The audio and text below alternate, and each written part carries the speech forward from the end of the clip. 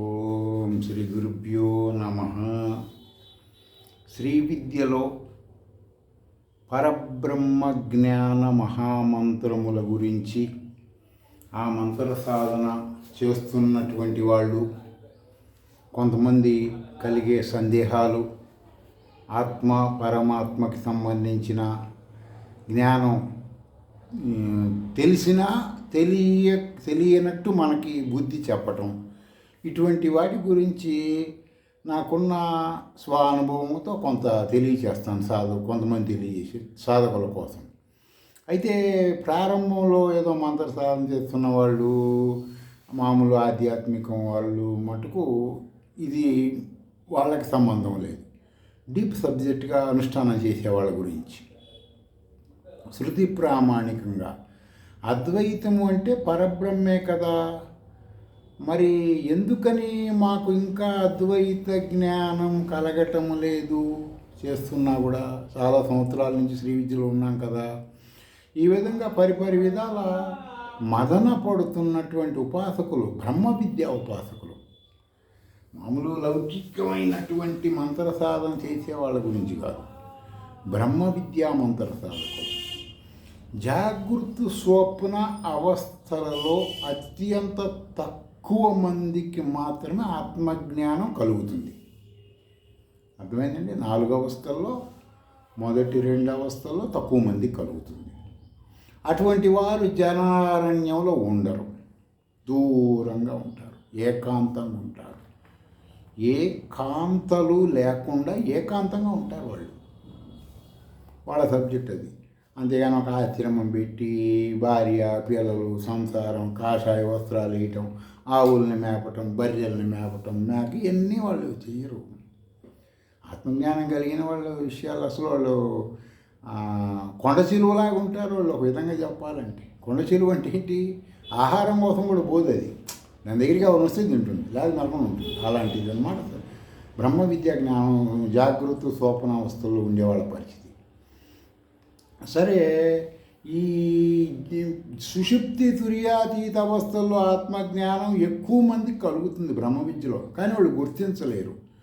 ఆత్మజ్ఞానం కలిగినా కూడా గుర్తించినట్టుగా ఉంటుంది అన్నమాట వాళ్ళకి. ఎందుకనండి, ఏంటి అంటే ప్రారబ్ధం కొంత కారణం. అది ప్రారబ్ధం వలన తెలియదు, మనం ఏదో అనుకుంటాం, కానీ ప్రారబ్ధ కర్మ చాలా బలంగా ఉంటుంది. ఎంత బలంగా ఉంటుందంటే మనం ఒక్కొక్కసారి ఇవి చెయ్యలేని స్థితిలో ఉంటాం. కొన్ని కారణాలు అలా ఉంటాయి అన్నమాట. ఏ ఆహార అలవాట్లు, ఏ ఆచార వ్యవహారాలు, ఏ ఆధ్యాత్మిక అలవాట్లు నీ ఆత్మ సాక్షాత్కార్యానికి సహాయం చేస్తాయో తెలుసుకోవాలి. అర్థమైందండి? నీకు ఆత్మజ్ఞానం కలగకపోవటానికి, పరమాత్మ జ్ఞానం రాకపోవటానికి, కానీ నీవు డీప్గా నీకు మంత్ర యంత్రాలు రాకపోవడానికి కారణం నీ యొక్క ఈ అలవాట్ల వలన, కానీ నీకు సంబంధించిన నేటి దేశమాన కాలమాన పరిస్థితుల రీత్యా ఒక్కొక్కసారి వర్ణం కూడా కారణం అవుతూ ఉంటుంది. అర్థమైందండి? ఒక్కొక్కసారి కొన్ని మంత్ర సాధనలకి. తర్వాత దీని గురించి పోనీ ఇంకేదన్నా శృతుల పరంగా చెప్పాలంటే ద్వాసు పర్ణ అనబడే ఒక వేద మంత్రం ఉంటుంది. చాలా డీప్ సబ్జెక్ట్. ఒక ఉపనిషత్తులో దాని గురించి చాలా చెప్పారన్నమాట. ఆ మంత్రం ఏం చెప్తుందంటే, నేనేం చెప్తున్నానో అదే ఆ మంత్రం కూడా చెప్తుంది దేవనాగరిక లిపిలో. చాలామంది దేవనాగరిక లిపి అంటే ఏంటంటే, సంస్కృతం అంటే ఏంటంటే అనుష్ఠానం చేస్తే ఇంటర్నల్గా వాడికి దేవతల జ్ఞానం దేవనాగరిక లిపి అంటారు దాన్ని. వాడు చూడంగానే అన్నీ చెబుతాడు. కాబట్టి సంస్కృతం అంటే అక్కడ ఏదైనా ఉన్నదాన్ని దేశమాన కాలమాన పరిస్థితిని బట్టి దానికి 4 అర్థాలు వస్తే పలానా ఈడి మనోభావాలతో ఈడి చెప్పటం. ఇది సరే. ఈ ద్వాసుపర్ణ అనబడే వేదమంత్రం ఏం చెప్తుందంటే అండి, దేహము అనబడే వృక్షం మీద మీరు ఫలానా పేరు, ఫలానా గోత్రం, ఎర్రగా ఉన్నాడు, నల్లగా ఉన్నాడు, పుల్లగా ఉన్నాడు, ఇవి పక్కన పెడితే దేహము అంటే ఒక వృక్షంతో సమానం మంత్రపరంగా. ఆ వృక్షం మీద 2 గరుడ పక్షులు ఉంటాయి. నీకు నీ అలంకారంగా నీకు అర్థమవ్వాలని. ఆ రెండు పక్షుల్లో ఒకటేమో జీవుడు, ఒకటేమో పరమాత్మ. ఈ జీవుడు అనబడే ఒక పక్షి ఏం చేస్తుందంటే ఆ చెట్టు కాయలు అవి ఇవి తింటూ ఉంటుంది, ఆకులు పూలు ఇవన్నీ, అంటే ఇంద్రియాలతో అనుభవిస్తూ ఉంటుంది జీవుడు. పరమాత్మ సాక్ష్యంగా ఉంటాడు, ఓన్లీ విట్నెస్, విశ్వసాక్షిని సాక్షివర్జిత. అర్థమైందండి? ఆ విధంగా ఉంటుంది ఆ పరమాత్మ. ఇది ఆ వేదానికి సంబంధించినటువంటి అర్థం. అది స్వయంగా కూడా మీరు అనుభవమే కదా, మీరు అనుభవంలో కూడా తెచ్చుకోవచ్చు. జీవుడు పరతంత్రత కనబడుచునే ఉంటుంది జీవుడిది. దీన్ని బట్టి ఈశ్వరుడు స్వతంత్రుడు అని అర్థమవుతూ ఉంటుంది. అంటే నేను ఇప్పటికీ మీకు 30 సంవత్సరాల శ్రీ విద్య ఉన్నటువంటి నాకున్న ప్రాథమికమైన పరబ్రహ్మ జ్ఞానము ఏదో ఒక ఆవగించలో మహాను అంతా ఉన్న దాని రీత్యా నేను మీకు ఇంప్రూవ్మెంట్ బ్రహ్మ విద్య సాధన కొరకు చెప్తున్నాను. ఇప్పుడు మంత్ర సాధకులు ప్రారంభించిన తర్వాత నేను కొంతమంది ఏం చేస్తారంటే అండి, ఎక్కువ మంది వాళ్ళు శ్రీ విద్యా గురువులు అనబడే వాళ్ళు వాడికి కొన్ని చెప్తారు. సనాతన శ్రీ విద్యా గురు పరంపరలో భారతదేశం అందరూ కూడా వాడికి మంత్రం ఇచ్చినప్పుడు ఇట్లా చెయ్యి బాబు, ఇది పరిస్థితి, ఇది ఔషధం ఇట్లా తీసుకో అని చెబుతాడు. వాడు ఇక్కడ అన్నీ వింటాడు, అక్కడికి వెళ్ళి వాడు ఇష్టం వచ్చిన వాడు చేస్తాడు. తర్వాత ఎప్పుడన్నా వాడు ఏదో సందర్భంలో అడిగినప్పుడు నేను మీరు చెప్పినప్పుడు చేయలేదండి, అప్పుడు స్థితి బాగాలేదండి అంటాడు. వీళ్ళు బ్రహ్మ విద్య జ్ఞానం వాళ్ళు కాబట్టి అనబట్టి కర్మ బలంగా ఉందిలే మనకెందుకులే అనుకుంటారు. ఏం చెప్పినప్పుడు వాడు చేయడు, వాడికి నచ్చినప్పుడు వాడు చేస్తాడు. ఎక్కువ మంది శిష్యులు 99 మంది అంతే. గురుగారు మంత్రసాధన చేయండిరా 40 రోజుల్లో ఇట్లా వస్తుందంటే వాడు ఏమి వివరాలు ఈయనకి చెప్పవలసిన అవసరం లేదు కదా, వాడు అడుగుతుంటే ఈయన చెబుతూ ఉంటాడు. తవ్వితే కదా మట్టి వచ్చేది, తవ్వకపోతే మట్టి రాదు కదండి. ఆ విధంగా గురువుగారిని అడిగి మంత్రసిద్ధికి సంబంధించిన జ్ఞానం కానీ మంచి చెట్లని తెలుసుకోవాలి. కానీ ఎక్కువ మంది వాళ్ళు సొంతంగానే తెలుసుకుంటారు, అవి కొంత ఇబ్బంది కలుగుతూ ఉంటుంది.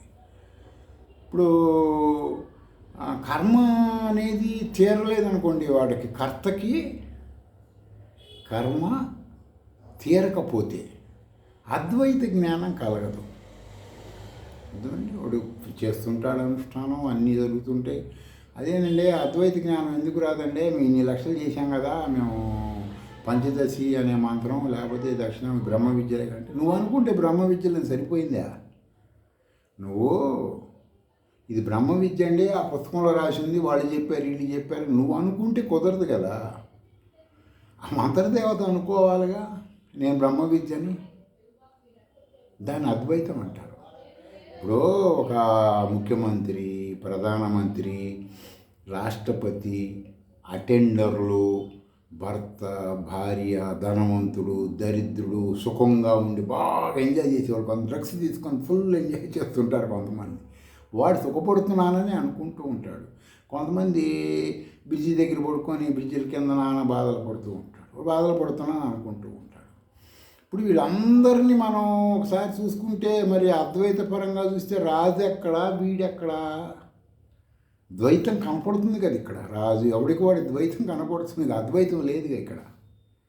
ఇట్లా మనం ప్రతిదీ ఆలోచించుకోవాలి. కానీ చెవిలో మంత్రం ఒకటి ఎవడో చెప్పాడు, ఎవడో విన్నాడు, వేసుకొని చెవిలో మంత్రం వేసుకొని, అంటే దాని నోట్లో ప్రసాదం ఏదో ఎవడో చెప్పాడు, ప్రసాదం ఇచ్చాడు, తక్కువ నోట్లో పెట్టుకుంటాడు, కళ్ళకి అదుకు నోట్లో పెట్టుకుంటాడు, అంతే.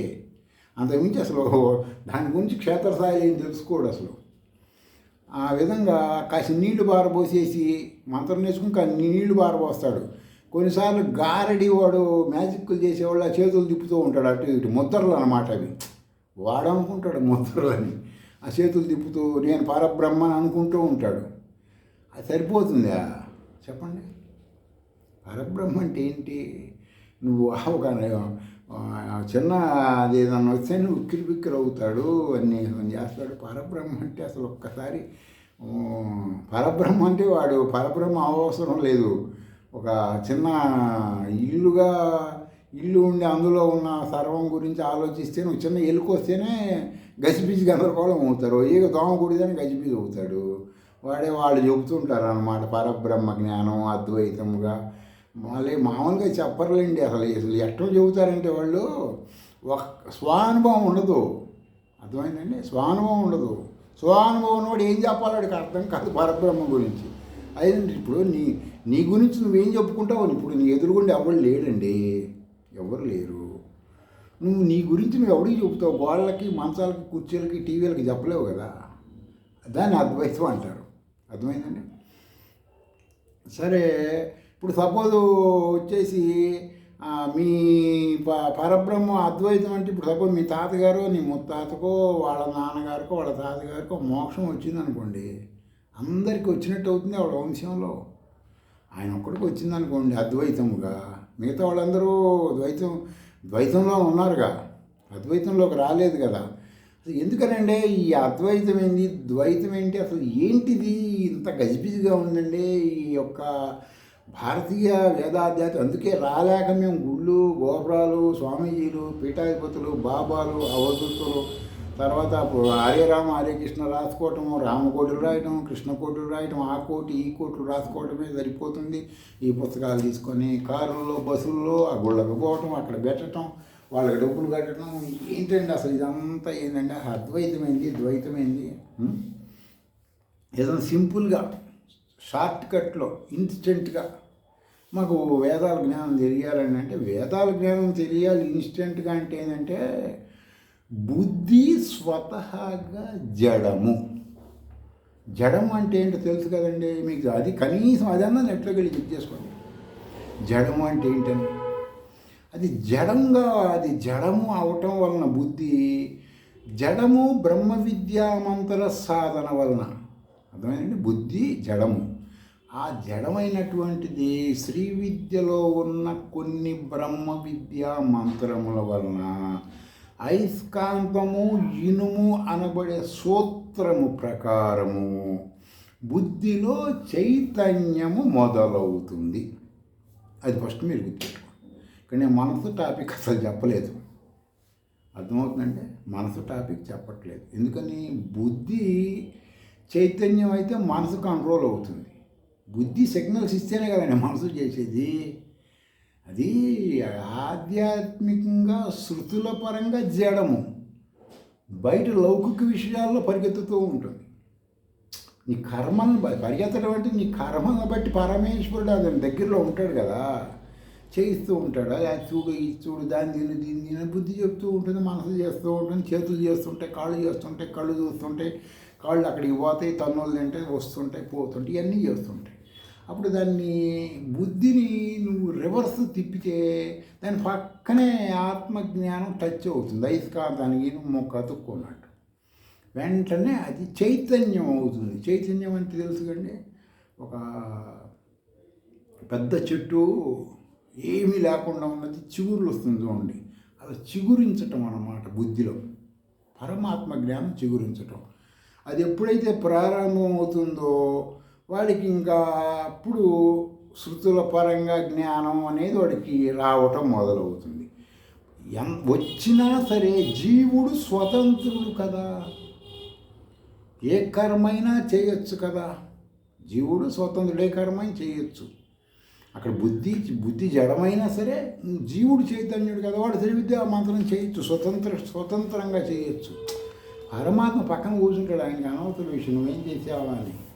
కర్మ చేయటం వరకు నీకు పని. కర్మ ఫలాలు ఆయన ఇష్టం అన్నమాట. కర్మ ఫలితం నువ్వు ఆశించటం నీ యొక్క అధికారం ఉండదు. వస్తుంది, ఎప్పుడు వస్తుంది?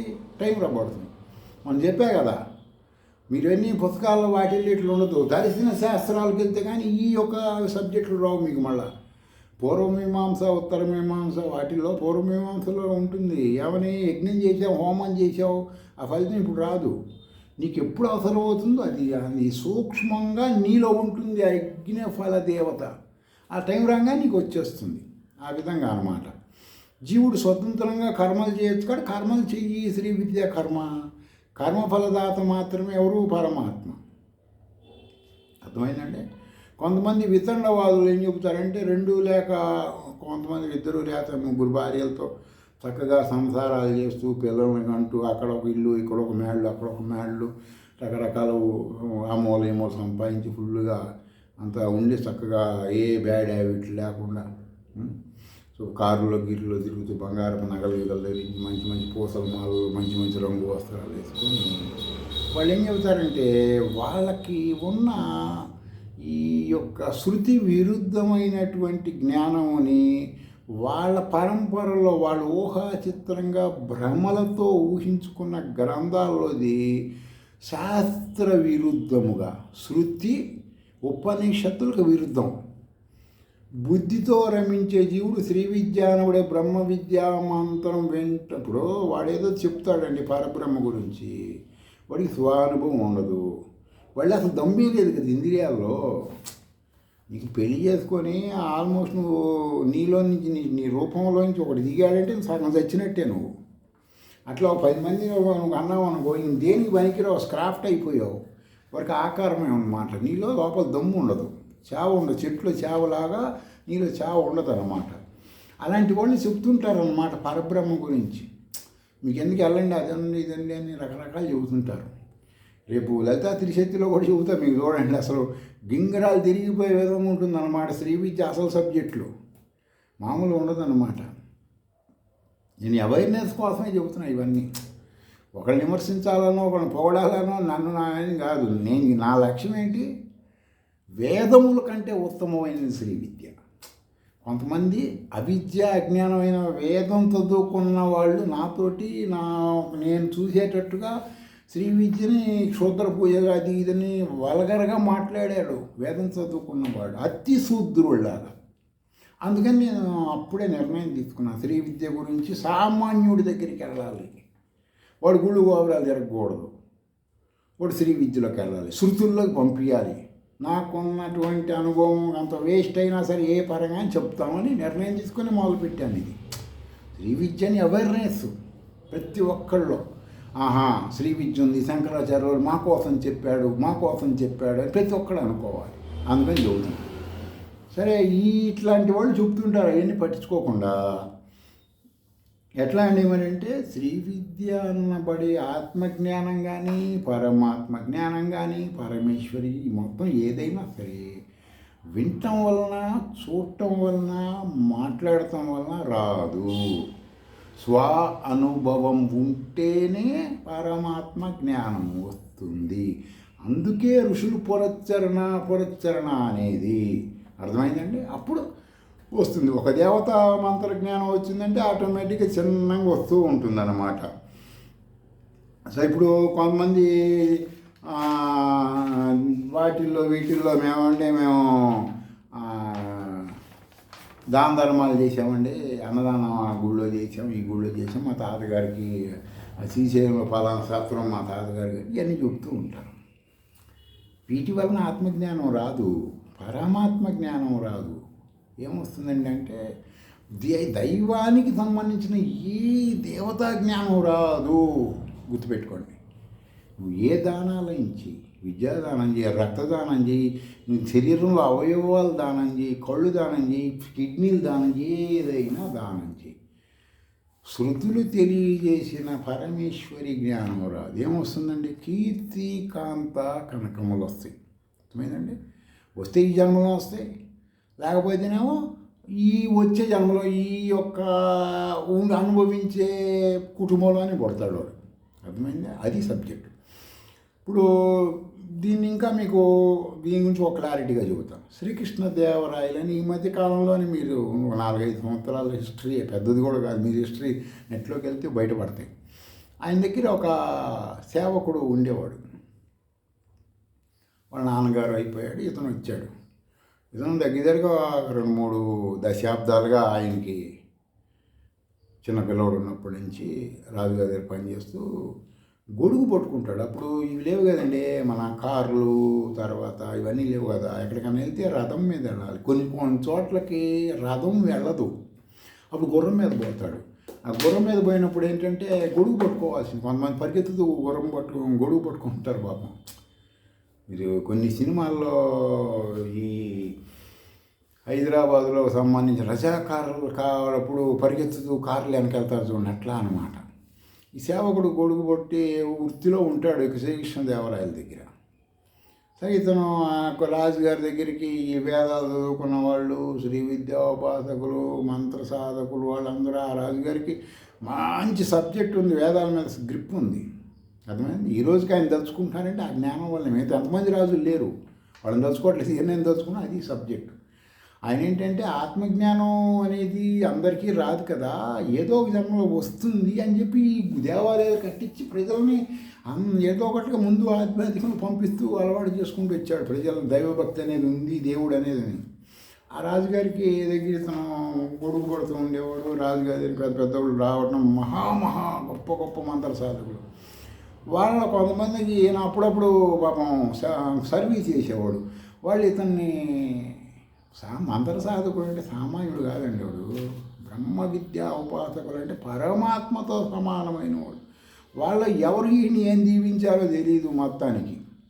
వీడికి ఎట్లా పట్టిందంటే ఓ రోజు టైము కర్మ ఫలితం వచ్చేటప్పుడు పరమాత్మ చేసే విన్యాసములు ఏ నాటికి త్రిమూర్తులకు కూడా అందవండి. వాళ్ళు ఎందుకు పనిచేస్తున్నారో వాళ్ళకి తెలియదు. త్రిమూర్తులకి వాళ్ళు ఎవరిని అనుగ్రహిస్తున్నారు, ఎవరిని శిక్షిస్తున్నారు, ఎవరికి వరం ఇస్తున్నారో కూడా వాళ్ళకి ఇచ్చేదాకా కూడా తెలియదండి. అది పరమాత్మ యొక్క ధర్మము. అర్థమైందండి. త్రిమూర్తుల చేత కూడా వాళ్ళకు కూడా తెలియదు ఆ లాస్ట్ దాకా కూడా. ఆ విధంగా ఉంది సంఘటన. నరకాసురుడిని చంపేదాకా కూడా వాళ్ళ అమ్మ కూడా తెలియదు కదండి. నరకాసుడిని కథ, పురాణ కథ అలంకారం కోసం వాడు చచ్చిపోయిన తర్వాత లాస్ట్ మినిట్లో కానీ నా కొడుకు అని తెలుసు. అది పరమాత్మ యొక్క జ్ఞానం అంటే. అది శ్రీ విద్యోపాసులు అవగతం అవుతుంది కొంతమంది. సరే ఈ బండి గొడుగు కొట్టుకునేవాడు ఎవరేమన్నారో మరి సంథింగ్. ఓ శ్రీకృష్ణదేవరాయలు గారు వేరే మంచి ముఖ్యమైన మీటింగ్ రాజభవనంలో ఉంది. మధ్యాహ్నం 11 టైం అవుతుంది. పూజ ఊళ్ళో అర్జెంటు ఒక పూజకి వెళ్ళాలి, కొన్ని చెయ్యాలి ఈయన రాజుగా. అప్పుడు పక్కనోళ్ళు గుర్తు చేస్తారు, అరే ఇంతసేపు అయితే ఎట్లా, ఇప్పుడు చాలా దూరం అది. సరే అని గుర్రాన్ని పిలిపిస్తారు, రెడీ చేస్తారు మంచి గుర్రాన్ని. సరే బయలుదేరుతాడు రాజుగారు. బయలుదేరి గుర్రానికి బయలుదేరుతాడు. వీడు వెనక అది పట్టుకొని పరిగెత్తుతాడండి, గొడుగు పట్టుకొని. తెలుసా, మామూలు విషయమా? వీడు గొడుగు వేసుకొని ఆ రాజుగారికి ఎండ తగలకుండా రథం పోదు, గుర్రం మీద పోవాలి. అక్కడ గొడుగు పట్టుకుంటాడు, పరిగెత్తి. ఇది ఏదో సినిమాల కథగా తీసుకోవద్దు, న్యాచురల్గా జరిగింది. మీరు నెట్లోకి వెళ్తే వస్తుంది. శ్రీకృష్ణదేవరాయ హిస్టరీలో కూడా కొన్ని ఉంటాయి, అవి చెప్తే అన్నీ తెలుసుకోవచ్చు మీరు. జరిగిన కథ. సరే పరిగెత్తుకుంటూ వెళ్తుంది, గొడుగు పట్టుకుని పరిగెత్తుడు. అంత దూరం వెళ్తుంటాడు. ఎంత గుర్రం పరిగెత్తుతుంది అంత స్పీడ్తో వీడు పరిగెత్తుతాడు అన్నమాట, గొడుగు పట్టుకుని రాజుగారికి ఎండ తగలకుండా. అక్కడికి వెళ్ళినాక రాజుగారికి ఒక లోపలికి వెళ్తాడు, వీడియో కింద పడిపోతాడు. కొద్దిసేపటికి తెప్పరి వెళ్తాడు, నీళ్ళు గీళ్ళు తాగిస్తారు అక్కడ వాళ్ళందరూ. తెప్పరి వెళ్ళిన తర్వాత కొద్ది సమయంలో రాజుగారు బయటకు వస్తాడు. శ్రీకృష్ణదేవరాయలు బయటకు వచ్చి వీడిని చూస్తాడు. చూసి వీడికి ఒక గొడుగు రెడీ చేసుకుంటాడు. మళ్ళా వద్దులే నువ్వు ఆగు అని అందరూ ఉంటారు. అందరి ముందు అంటాడు, నువ్వు ఏం కోరుకుంటావు కోరుకోరా, నీకు మంచి వరం ఇస్తాను, నీ ఇష్టం వచ్చింది కోరుకో ఏదైనా అంటాడు. అందరూ ఒక పెద్ద మొత్తం ఉంటారు, చాలామంది ప్రజలు కూడా ఉంటారు, గుడి దగ్గరికి వచ్చిన వాళ్ళు కూడా. వీడేమడుగుతాడంటే, నేను ఒక్కరోజు రాజుగా ఉండాలండి, చక్రవర్తిగా అంటాడు. అక్కడ కూడా సగం మంది గుండె ఆగిపోతుంది. ఇది సినిమా కథ కాదండి, ఇది సినిమా కథ కాదు. ఈ నెట్లో ఈ మధ్య కూడా ఇది పాపులేషన్ అవుతుంది, నిజం హిస్టరీ ఇది. దీని మీద సినిమా తీసుకుండొచ్చేమో కానీ ఇది నేను చెప్పే సత్యం. అర్థమైందా మీకు? మీరు ప్రూఫ్ ఏదైనా కావాలంటే నేను ఆ ప్రూఫ్ కూడా పంపిస్తాను. మన స్టేటస్లో మెయిల్లోనో వాటిలో పెట్టమని ఆ అబ్బాయికి చెప్పి పెట్టిస్తాను. ఇది అంత సత్యమైన విషయం. సరే అని ఒక రోజు నేను చక్రవర్తిగా ఉండాలంటే, సరే మాట ఇచ్చాడు కదా, నీలాగా మనలాగా మనిషి కాదు శ్రీకృష్ణదేవరాయలు. ఈరోజంటే ఆయనకు ఒక కులము, ఆయనకు ఒక మతం, మా తెగవాడు మా కులం అని చాలామంది గొడుగు వస్తున్నారు. ఆయనకి అవేమీ లేవు. మహాజ్ఞాని, టాప్ సబ్జెక్ట్ అయింది. సరే అని వెంటనే అక్కడ వాళ్ళందరూ ముందే అడుగుతాడు, అరే మరి ఓకే నేను రాజుగా పెడతాను ఒకరోజు, ఏం చేస్తావు నువ్వు ఆ రాజుగా ఉంది, మాకు తెలియదు కదా అని ఒక అడుగుతాడు. నేను మీ దగ్గరికి వచ్చేటువంటి శ్రీ విద్యోపాసకులు వేద వినోళ్ళ ద్వారా తెలుసుకున్నానండి, 2 చేతులతో దానాలు ఇస్తున్నట్టు సంతకాలు పెడతానండి, పొద్దున్న సాయంత్రం ఇదే పనిలో ఉంటానంటాడు. ఇప్పుడు దానం ఇస్తున్నప్పుడు పూర్వకాలం ఒక పత్రం మీద ఇంకుతో ముంచి పలానా ముద్రేసి పలానా రాజుని నేను ఇస్తున్నాను, పలానోడికి ఇది ఈ భూమి ఇస్తున్నాను, ఈ గుడి ఇస్తున్నాను, ఈ పొలం ఇస్తున్నాను ముద్ర వేసి ఇస్తారు కదా, అలా నేను చెయ్యాలి 24 గంటలు ఆగకుండా అంటాడు. సరే పోరని ఇష్టం అట్టగే అంటాడు పాపం శ్రీకృష్ణదేవరాయలు. అన్న తర్వాత అతను వాళ్ళ అమ్మని వాళ్ళ నాన్న వాళ్ళందరినీ పిలిచి వాళ్ళందరి ముందు ఇక ముందు రోజు దండోరా కూడా ఏం చేస్తాడు రాజుగారు ఇతని మీద ఉన్న అభిమానంతో ఇటు చూద్దామని. ఇటు పొద్దుని సాయం దాకా 2 చేతులతో పెడుతుంటాడు సంతకాలు, తెరిపి ఉండదు, అన్నం తిండు పాపం, ఇంకు మొత్తం అయిపోతుంది. సరే కొంతమంది ఏమంటారంటే వాళ్ళ అమ్మ వాళ్ళ భార్య వాళ్ళ రక్తంతో సంతకాలు పెట్టాడని కొంతమంది ఏమో వాళ్ళకి ఆకు ఒక్కేసుకుంటారు, ఆ యొక్క దాంతో సంతకాలు పెట్టాడని కొంతమంది అంటుంటారు. నాకు తెలియదు కాబట్టి నిజం రెంట్లో ఆవిడ ఎలా ఊహించుకుంటే అలా ఊహించుకోండి, జరిగింది మాట వాస్తవం. సాయంత్రం అయిపోతుందండి, మొత్తం పంపకాలు అయిపోతాయి.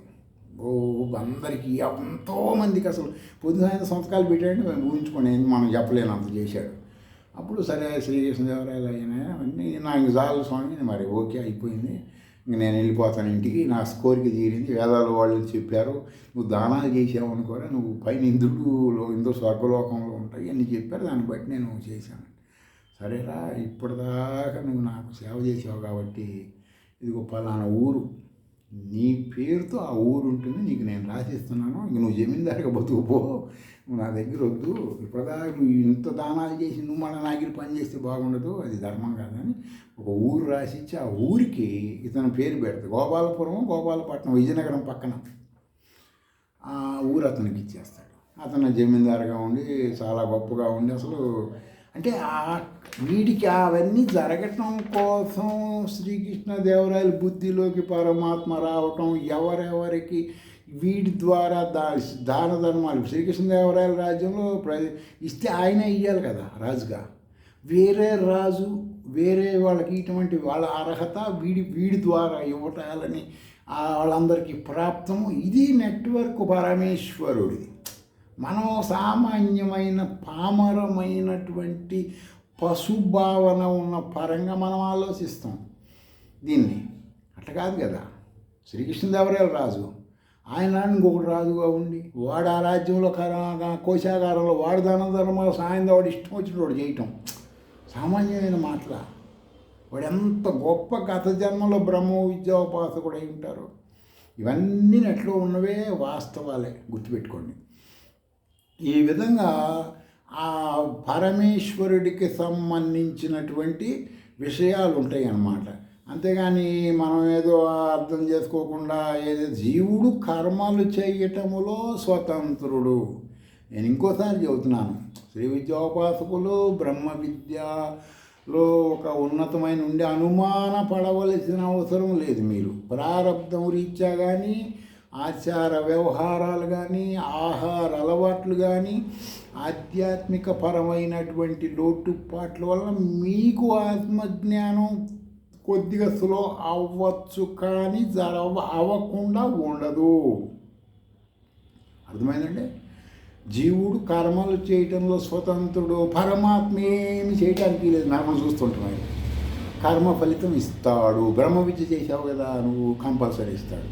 దేవుడు కర్మ ఫలితం ఇవ్వటంలో స్వతంత్రుడు. కాబట్టి కర్మలు చేసి కర్మ ఫలితములు కోరుకోకుండా మేము శ్రీకృష్ణుడు చెప్పినట్టు ఉంటామండి అంటే అప్పుడు ఇంకొంచెం తొందరగా వస్తాయి అన్నమాట. ఆలోచించండి. స్వస్తి.